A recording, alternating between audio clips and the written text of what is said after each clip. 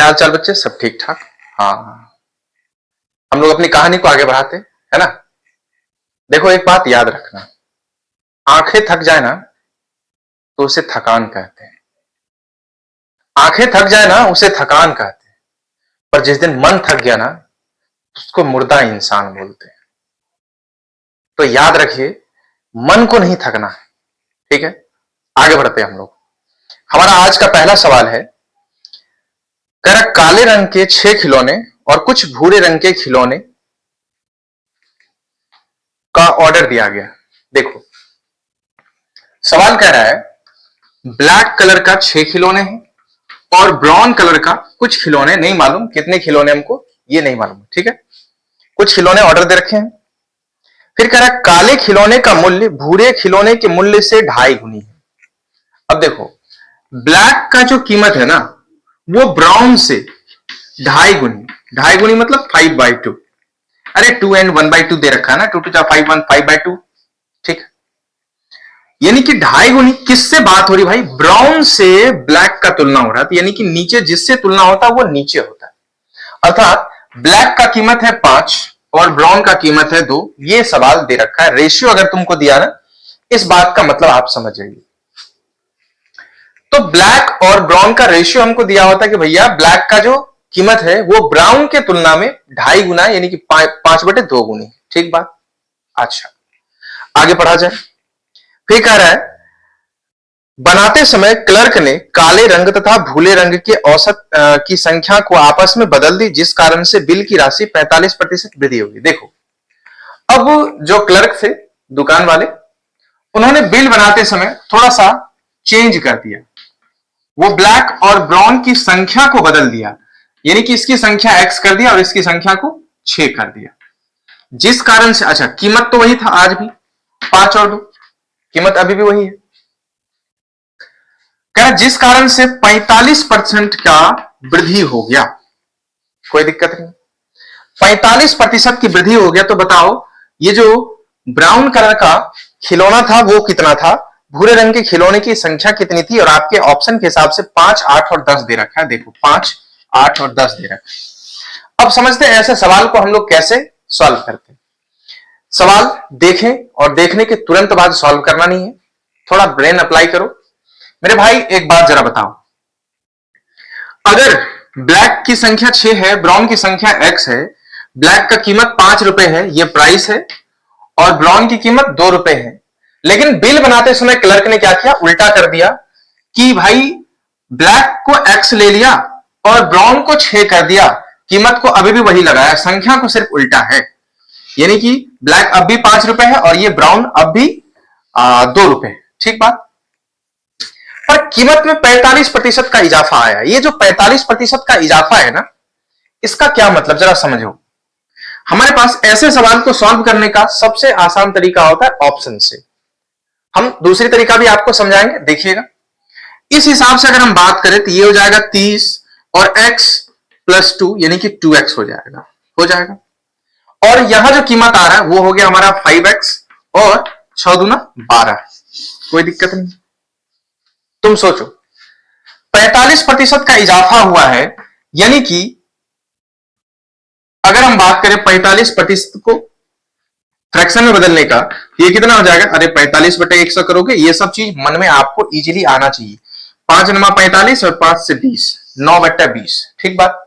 अच्छा, अब जरा ऑप्शन को देखो, यहां अगर 5 रखते हैं तो 5 × 10, 30 10 40 यहां बन जाएगा, और यहां 5 5 25, 12 25 27 हो जाएगा। सही बात बोल रहे? 12 25 कितने हो गए? 12 और 25, अरे भाई 37 हो गया। संभाल लेना। ये तो कम हो गया भाई, 45% बढ़ने की बात हो गई, ये तो घट ही गया, मतलब ऑप्शन नंबर ए हमारा नहीं होगा।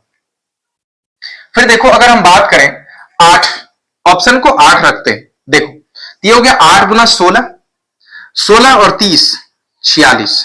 ठीक, 8 × 16, 16 30 46। ठीक बात। अगर 8 यहां रखते हैं तो 8 पंच 40, और 40 और 52 हो गया 12। तुम खुद सोचो, क्या 46 का 45% 52 है? ऑफकोर्स नहीं, यानी कि ये भी ऑप्शन हमारा नहीं होने वाला है।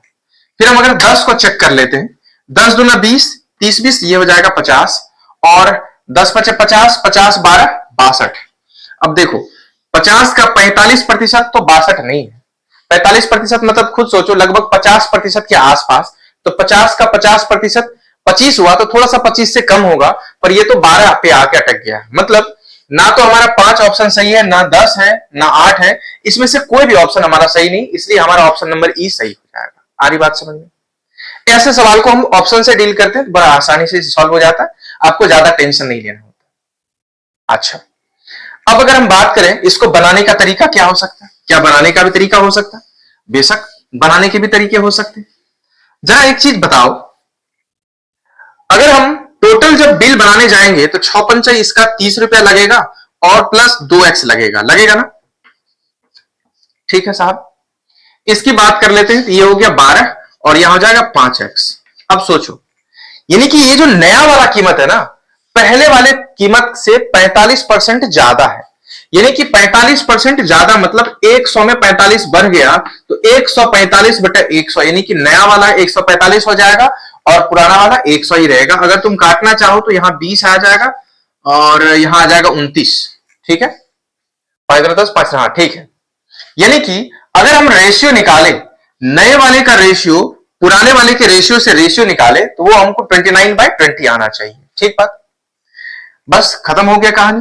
यानी कि 5x बटा 12 बटा 30 प्लस 2x का वैल्यू कितना हो गया भाई? 29/20। अब यहां से x को कैलकुलेट कर लेंगे, 20 पंचे 100, यहां से 100x आ जाएगा और 29 दूना 58।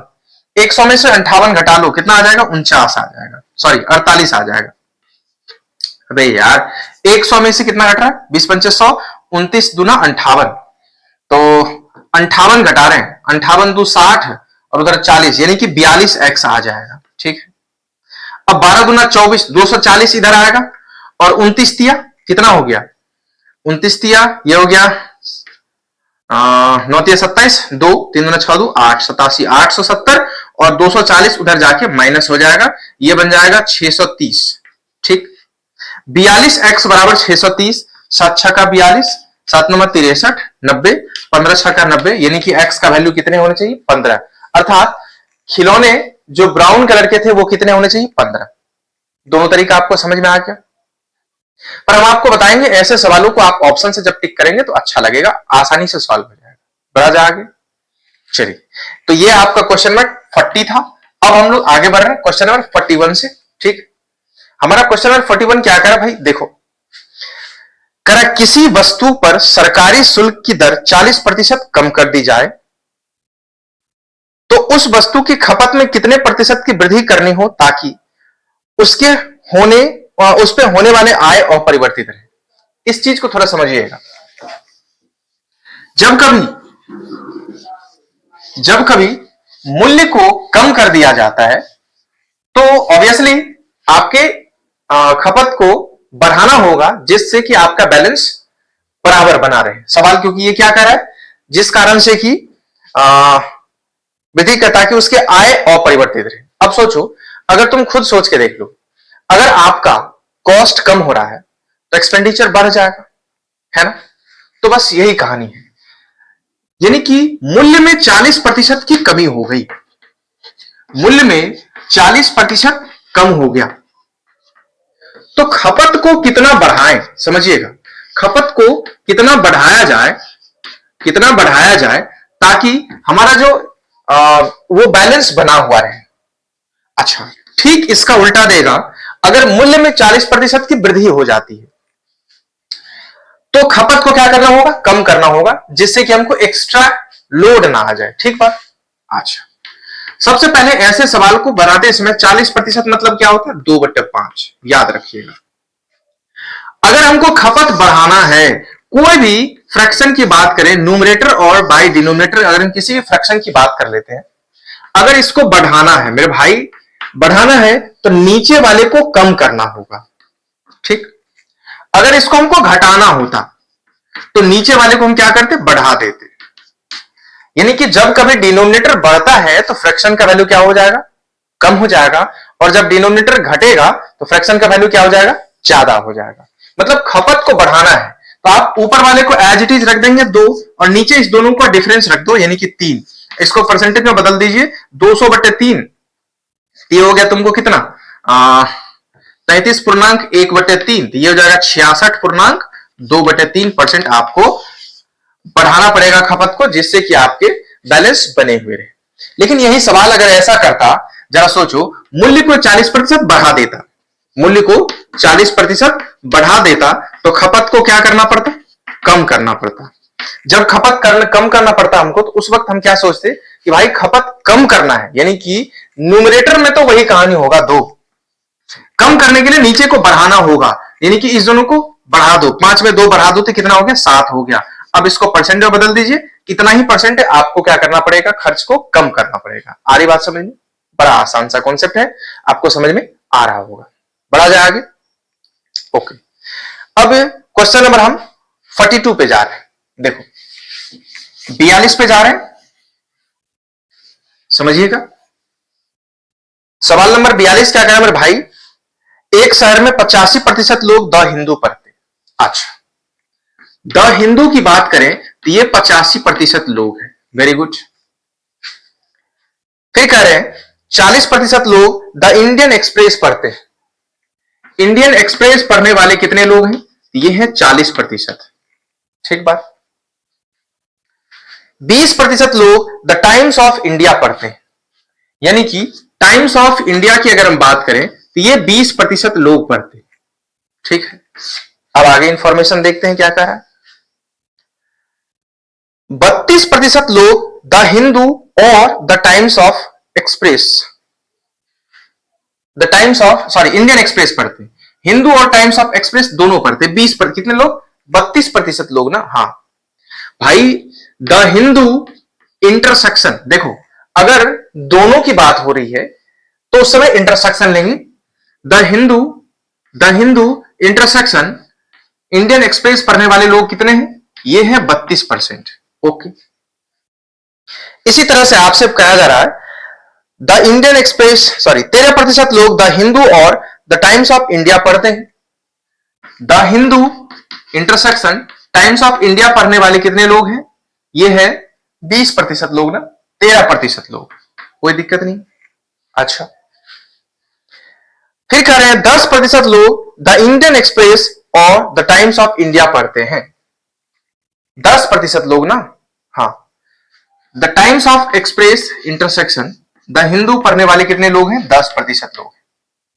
तो आपसे पूछ रहे बताओ तीनों पेपर कितने लोग पढ़ते हैं, यानी कि मेरे से पूछा जा रहा है the Hindu intersection Indian express intersection times of India, ये पढ़ने वाले कितने लोग। अब समझिएगा बात को, आप इस चीज को थोड़ा समझना। अगर हम इसको ए बोलते हैं, इसको बी बोलते हैं और इसको सी बोलते हैं, तो ये जो आपको दोनों में दिख रहा है, ए और बी में दोनों में जो दिख रहा है, ये पोर्शन हमारा बन जाता है ए इंटरसेक्शन बी। जो बी और सी दोनों में बनता है, यानी कि ये हमारा क्या बन जाएगा, बी इंटरसेक्शन सी। और जो पोर्शन तीनों में बन रहा है, ये सॉरी ए और सी में बन रहा है, इसको बोलते हैं ए इंटरसेक्शन सी। अच्छा, अब जरा आप इस पोर्शन को, जिसको हम देखो मिटा रहे हैं यहां ध्यान से, इस पोर्शन को आप देखिएगा, ये तीनों में है, ये वाली जो पोर्शन है ना, ये पोर्शन ये तीनों में है, इसी को बोलते हैं हम लोग A intersection B intersection C, ठीक।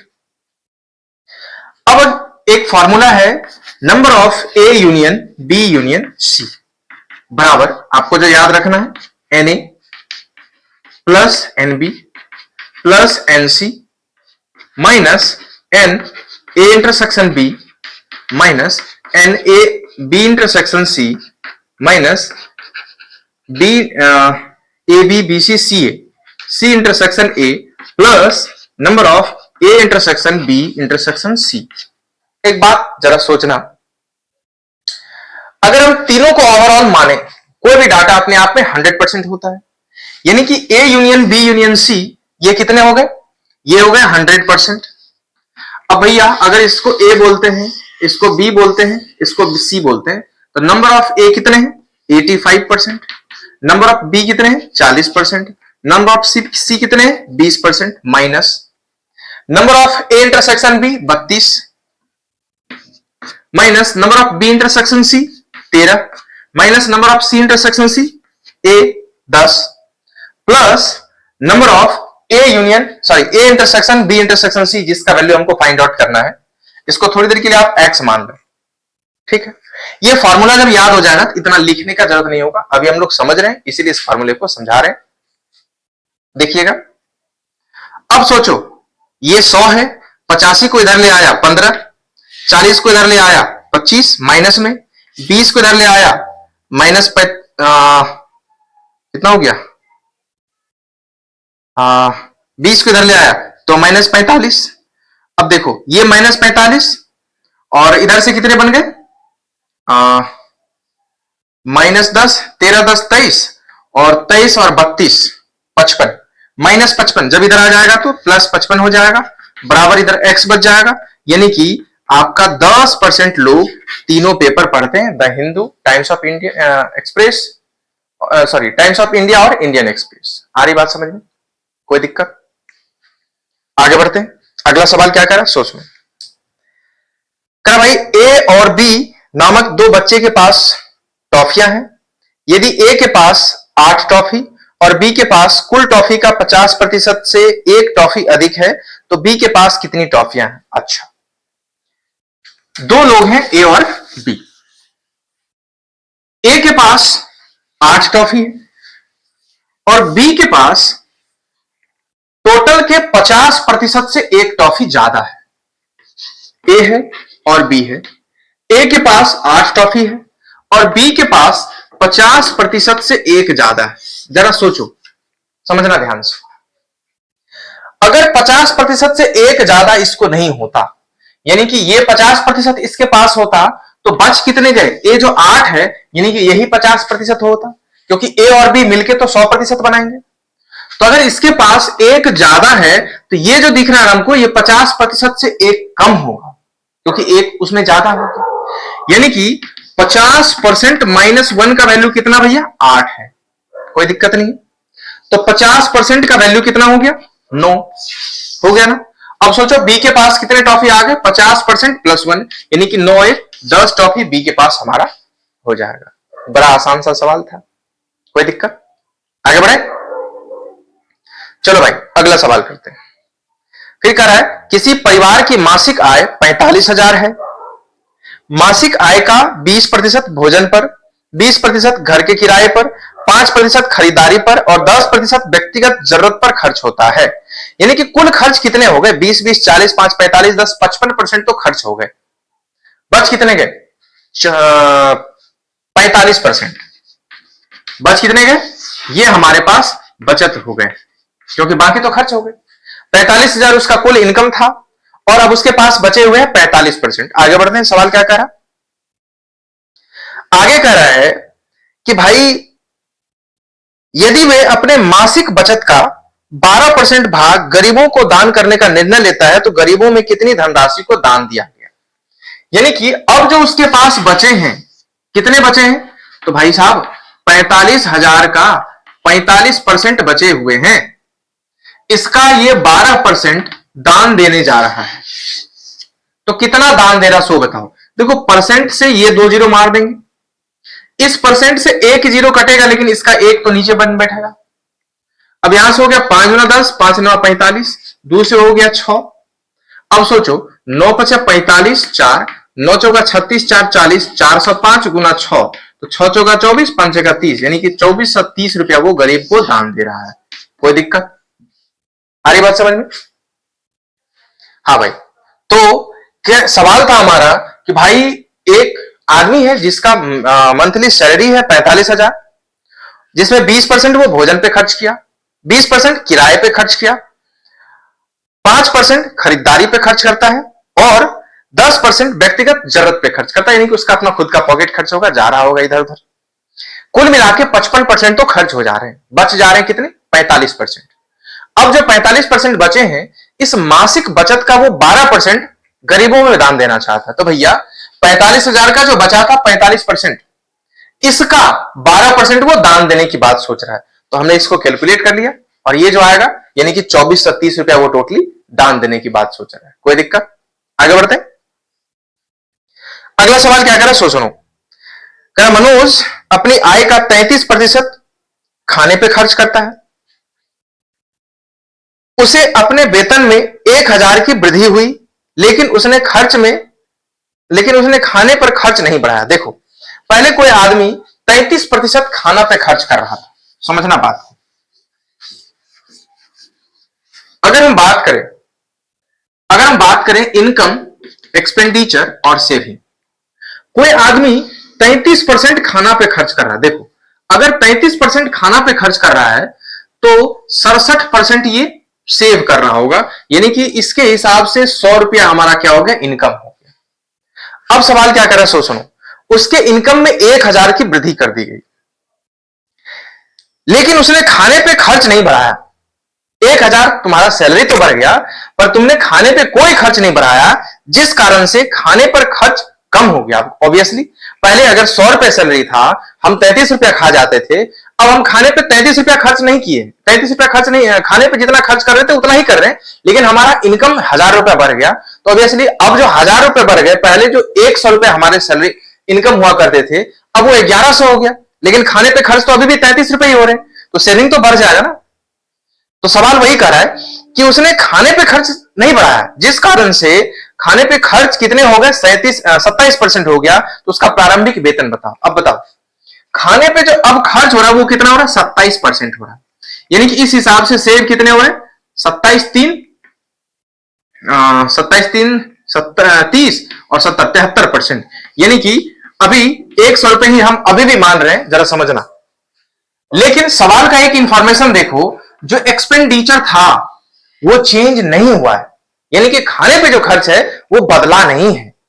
तो खाने पे खर्च यहां 33 हो रहा था, यहां 27 हो रहा था, यानी कि ये तो बदल चुका है, इसको सेम करना पड़ेगा। खाने पे खर्च को क्या करना पड़ेगा, सेम करना पड़ेगा। तुम सोचो, अब आप समझिएगा बात को, यहां 27 है, यहां 33 है। अगर हम 27 और 33 की बात करें, ये सब चीज दिमाग में थोड़ा सोचा करो, तो 3 नम्मा 27, 3 11, ध्यान से देखो, अगर इस दोनों का एलसीएम तुमसे पूछे तो 3 × 9 × 11 तो होगा। अगर 35 की बात करते हैं, इसमें 11 और 3 तो है, यानी कि 9 से मल्टीप्लाई करना होगा। कोई दिक्कत? अच्छा, अगर हम 27 की बात करते हैं, इसको अगर हम सेम बनाना चाहते हैं तो 9 और 3 तो है, यानी कि इसमें 11 से मल्टीप्लाई करना होगा। अब हमको सवाल का इंफॉर्मेशन दे रहा है कि भैया उसके वेतन में 1,000 की वृद्धि हुई है, समझना। इस हिसाब से ये 900 वेतन पा रहा था, क्योंकि 9 से मल्टीप्लाई कराएंगे सारे में, हमको सबसे जरूरत नहीं था, सिर्फ यहां से काम था। यहां से 11 से मल्टीप्लाई कराओगे तो ये 1100 बन जाएगा। मेरे हिसाब से कितने का वृद्धि हुई, 200 की, पर सवाल करा नहीं, हमारा 1,000 का वृद्धि हुआ है, यानी कि इसी 200 का वैल्यू कितना हो गया, 1,000, यानी कि 1 का मान कितना हो गया, 5। तो मेरे भाई उसका प्रारंभिक वेतन कितना माने थे, बना था हमारा 900, लेकिन 1 का वैल्यू चूंकि 5 है, तो 9 × 5 = 45, यानी कि उसका प्रारंभिक वेतन कितना होगा, 4500 होगा। बात समझ में आ रही है? सवाल क्या कह रहा था, सुनो, कोई आदमी है जो अपने इनकम का 33% खर्च कर रहा था, तो भैया हमने माना एक्सपेंडिचर 33 है, उस हिसाब से 67 हो गए हमारे क्या सेविंग हो गए, यानी कि कुल इनकम हमारे 100 बन गए। ठीक, पर ये तो हमने माना है ना, ये सवाल तो दिया नहीं है, हमने माना है। ठीक, आगे बढ़ते हैं। फिर कह रहा भाई तुम्हारे वेतन में 1,000 की वृद्धि कर दे रहे, 1,000 की वृद्धि तो किया, लेकिन खाने पे खर्च तूने नहीं बढ़ाया। पर अब चूंकि पैसा बढ़ गया है, तो उस हिसाब से परसेंटेज घट गया खाना का, यानी कि अब हो गया खर्च 27%, तो 73% सेव हो गया। पर सवाल कर रहा था खाने का खर्च बराबर है, यानी कि 33 और 27 को बराबर करना होगा। तो बराबर यानी कैसे निकालते थे, रेशियो में याद करो, एलसीएम लेके। तो हमने इसका एलसीएम मन में लिया, ये बस हम आपको अभी समझाने के लिए बताया है। देखो यहाँ 3 और 11 है, यहाँ 3 और 9 है, तो 3 और 11 है तो 9 से मल्टीप्लाई कराया, 3 और 9 है तो यहाँ 11 से मल्टीप्लाई कराया, इस हिसाब से ये 900 बन गए और ये 1100 बन गए। तो हमने देखा 200 रुपए का बढ़ोतरी हुआ है, लेकिन 200 नहीं, 1,000 का वृद्धि हुआ सवाल के अकॉर्डिंग, यानी कि 1 का मान हो गया हमारा 500। अब जब 1 हमारा 500 का बराबर हो गया, तो मेरा इनकम तो 900 था शुरुआत में, तो 9 × 5 = 4500 हमारा कुल इनकम हो गया। कोई दिक्कत? आगे बढ़ा जाए। ओके, अगला सवाल, क्वेश्चन नंबर 46 क्या करा बच्चा, देखना। क्वेश्चन नंबर 46 क्या करा, देखते हैं। करा जिस संख्या एक संख्या का 82% 738 के बराबर है, तो उस संख्या को 90% का मान निकालो। ये लोग तू बना सकता भाई, ये 46 क्वेश्चन है। देखो 82% का मान है 738, तो 90% का मान पूछ रहा, बताओ इसमें क्या जान है। अब 82, देखो 8 नंबर 72 दिख रहा था 9 से कटने जैसा है, 9 दूना 18, हाँ 9 से कट जा रहा है, तो 9 दहे कट रहा था क्या, 8 नंबर 72, 9 से लगाए 9 दूना 18, 8 नंबर 72, ठीक है। 9 नंबर 81, 810 रुपया, उसके 90% का वैल्यू कितने हो जाएंगे, 810 रुपया। क्वेश्चन नंबर 47 की ओर बढ़ते हैं। करें एक संख्या का 3% दूसरे संख्या के 2% का योग पहली संख्या के 3% और दूसरी संख्या के 5% के योग के 3/4 के बराबर है, तो पहली और दूसरी संख्या का अनुपात निकालो। कोई दिक्कत नहीं। करें एक संख्या का 3% यानी कि n1 का 3% n2 के 2% का योग, n2 के 2% का योग जो है वो पहली संख्या का 3% यानी कि n1 का 3%, दूसरी संख्या का 5%, n1 का 3% और n2 के 5% का योग का 3/4 के बराबर है। अब देखो यहां से काटपीट नहीं करना, तुम सोचो ये 3 इसमें मल्टीप्लाई होना है और क्रॉस मल्टीप्लीकेशन कराओगे तो 4 यहां मल्टीप्लाई हो जाएगा, होगा ना, ये मन में सोचना। सोचो n1 और n2 का रेशियो निकालना है, यानी कि मेरे से पूछा जा रहा भाई n1 और n2 का रेशियो क्या होगा। हमारे पास 4 ऑप्शन है, 5 ऑप्शन है, देख लेंगे क्या होता है। देखो 4 तिया 12 n1 यहां हो गया और 3 तिया 9 n1 हो गया, 9 n1 को इधर लाएंगे तो 3 n1 इधर बच जाएगा। ओके, n2 को इधर सोचते हैं, 15 n2 इधर हो गए और 4 n2 इधर हो गए, हाँ 4 गुना 8 इधर हो गए, उधर जाएंगे तो कितने हो जाएंगे, 7 n2 हो जाएगा। मेरे दोस्त n1 को n2 से रेशियो लगाओगे कितना आ जाएगा, इधर 7 बच रहा है इधर 3, यानी कि 7:3। इस हिसाब से आपके कोई भी ऑप्शन सही नहीं हो रहे, 7:3। सी नंबर ऑप्शन टिक मत कर देना, 3 मतलब 3:7, ऐसा नहीं कि गलती से हो गया, नहीं यही सही है। आपका ऑप्शन कोई भी सही नहीं है, इनमें से कोई उत्तर सही नहीं होगा, ठीक है। आगे बढ़ाते हैं। क्वेश्चन नंबर 48 क्या कर रहा है, देखो कर रमेश ने क्रमशः 100, 130 और 150 पूर्णांक वाली 3 परीक्षाओं में 50%, 60% और 70% अंक प्राप्त किए। उसने कुल प्राप्त अंकों का कितना प्रतिशत होगा यह आपसे बता रहा है। देखो यानी कि 3 पेपर का एग्जाम हो रहा है, एक पेपर है 100 नंबर की, दूसरे पेपर है कितने 130 नंबर के, और तीसरे पेपर बन रहे हैं हमारे 150 नंबर के। अब कह रहा 50, 60 और 70%, इसमें ये 50% लाया है, इसमें 60% लाया और इसमें 70% लाया। तो कह रहा बताओ कितने परसेंट टोटल हो गए। तो टोटल निकालने के लिए टोटल को नीचे लाओगे, जितना नंबर वो लाया है वो ऊपर करेंगे और 100 से मल्टीप्लाई कराओगे, यही तो परसेंटेज आएगा, जितने मार्क्स उसको आए हैं यही तो निकालते हम लोग। अब आप सोचो 100 का 50% भैया ये तो 50 बन जाएगा, 130 का 60% कितने बन जाएंगे, 13 का 78, 150 का 70% 105 बन जाएगा, कितने बन गए 8 5 13, ये बन गए 3 और 7 5 12, 1 13, 3 और 1 1 2, 237 और नीचे कितने बन जाएंगे 100, 200, 300, 380 बन जा रहे हैं। अब इसको 100 से काट लो, जो आएगा वही हमारा आंसर आ जाएगा। अगर कहीं कैलकुलेशन में मिस्टेक हो तो संभाल लेना, ठीक है। आगे बढ़ा जाए। अब क्वेश्चन नंबर 49 है, देखेंगे 10 लीटर के घोल में 2 लीटर पानी को वाष्पित किया गया। अच्छा एक चीज जरा समझना, 10 लीटर का अगर कोई घोल है, ये 10 लीटर का कोई मिक्सचर है जिसमें वाटर और भी कुछ दे रखे, क्या दिया हुआ भाई, नमक का मात्रा, वाटर और साल्ट। तुम सोचो अगर इसमें से हम पानी को वाष्पीकृत करें, यानी कि सिर्फ पानी को इवोपरेट करना चाहते हैं, तो नमक का मात्रा तो कांस्टेंट रहेगा ना। अगर पानी को हम वाष्पीकृत करें तो नमक क्या होगा, कांस्टेंट रहेगा, क्योंकि हमने पानी को उड़ाया, तो नमक तो पहले जितना था अब भी वही होगा, है ना। बस इसी हिसाब से इस सवाल पे सोचना है। 10 लीटर के घोल में 2 लीटर पानी को हमने क्या किया है, 2 लीटर पानी को वाष्पीकृत किया गया है। शेष घोल में 6% नमक है, तो नमक का परसेंट शेष घोल में। अब तुम खुद सोच के देखो, यानी कि 10 लीटर में से 2 लीटर पानी निकल गया तो 8 लीटर बच गया, 6% पानी नमक का मात्रा है, तो 6% मतलब यही हो गया। 8 लीटर में नमक तो अभी भी वही रहेगा क्योंकि नमक तो हटा नहीं, तो बस खत्म। अच्छा 48/100 कितने हो गए 48, कुछ गलती हो रहा है क्या?